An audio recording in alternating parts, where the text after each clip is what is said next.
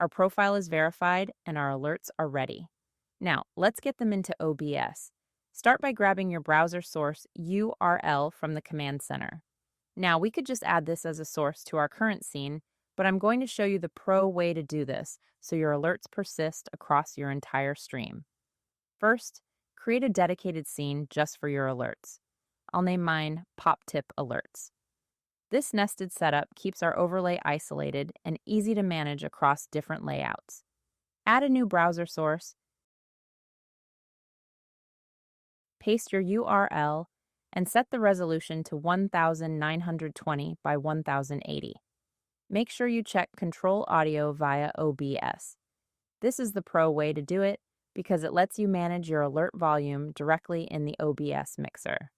To make sure you can hear the alerts while you're live, go to your advanced audio properties and set the PopTip source to monitor and output. This sends the audio to your headphones and your stream simultaneously. Now, a quick pro tip. Browsers often block audio until there's a manual interaction. Click the Interact button in OBS, and in the window that pops up, hit Connect and Start. This clears the way for those high-impact audio pings. Finally, just add your PopTip Alerts scene as a source in your gaming or chatting layouts.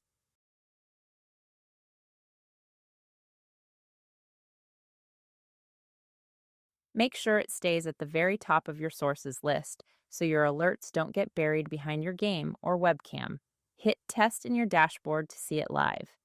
If your stat cards don't update immediately, just give your dashboard browser a quick refresh. Everything is operational. In the next video, we're heading to the settings page to swap our alert style and finalize your stream's aesthetic. See you there.